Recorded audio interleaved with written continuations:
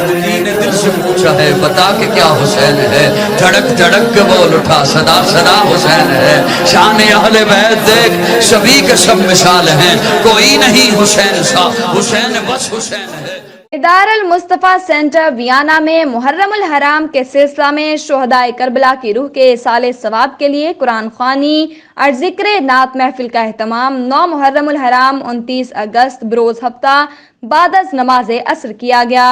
قرآن خوانی کے بعد ذکر نعت محفل کا آغاز تلاوت قرآن پاک سے کیا گیا اور نعت رسول مقبول صلی اللہ علیہ وآلہ وسلم پڑھنے کی سعادت ممتاز حسین، حفیظ اللہ قادری اور غلام مصطفیٰ نعیمی نے حاصل کی۔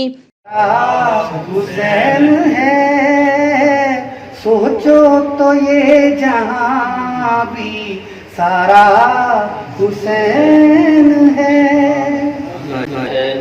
بنا کر ستایا گیا ہوں، میں رویا نہیں ہوں، رلایا گیا ہوں، اور سبز پتوں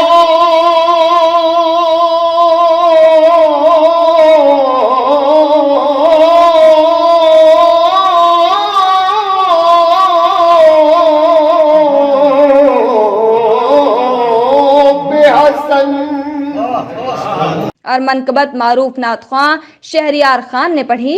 عشق میں کیا لٹائیے، عشق میں کیا بچائیے، عشق میں کیا لٹائیے، آنے نبی لکھ دیا سارا نصاب ریت پر۔ دار المصطفیٰ سینٹر ویانا کے خطیب پروفیسر اظہر عباس سیالوی نے شہدائے کربلا اور اہل بیت سے محبت پر بیان کیا۔ ایک ایک نعمت کا ہم اگر گننا شروع کریں تو گن نہیں سکتے، لا تحصوا اللہ تعالیٰ نے ارشاد فرمایا میری نعمتوں کو تم گننا چاہو تو گن نہیں سکو۔ تو نبی کریم صلی اللہ علیہ وسلم نے ارشاد فرمایا کہ اللہ سے اس لیے تم محبت کرو کہ اس نے تمہیں بن مانگی اور بغیر حق کی نعمتیں عطا فرمائی، لے اور وَأَحِبُّونِ بِحُبِّ اللَّهِ، اور میرے ساتھ تم اس لیے محبت کرو کہ اللہ سے محبت کرتے ہو، یعنی نعمتوں کا شکر ادا کرنے کا طریقہ یہ ہے کہ اللہ تعالیٰ سے محبت کرو۔ اجتماعی دعا میں شہدائے کربلا اور امت مسلمہ اور پاکستان کی ترقی و سلامتی کے لیے اور کشمیر کی آزادی کے لیے خصوصی دعائیں کی گئیں اور اجتماعی افطاری بھی کی گئی۔ آخر میں حفظ اللہ قادری نے حاضرین شرکا کے ساتھ مل کر درود و سلام پیش کیا۔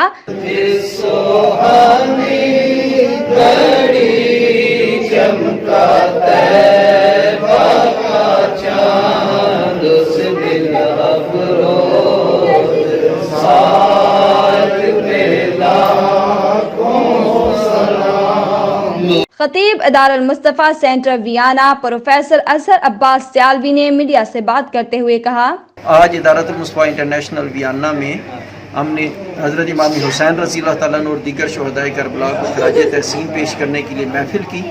مقصد یہ تھا کہ اہل بیت سے محبت، ان کی قربانیوں کو یاد کرتے ہوئے دین اسلام کی سچی روح کے مطابق اپنی زندگیاں گزارنے کے لیے مسلمانوں میں ذوق و شوق پیدا کرنا اور لوگوں کو یہ بتانا کہ شہدائے کربلا نے دین اسلام کے استحکام کے لیے اور اس کی بقا کے لیے قربانیاں دی تھیں، اور ہم ان کو خراج تحسین پیش کرنے کے لیے بہترین ہمارے لیے طریقہ یہ ہے کہ ہم سچے اور پکے مسلمان بن کر اس انداز میں رہیں کہ دوسروں کے لیے قابل تقلید نمونہ بن جائے۔ رپورٹ اکرم باجوہ، جہان نیوز، ویانا۔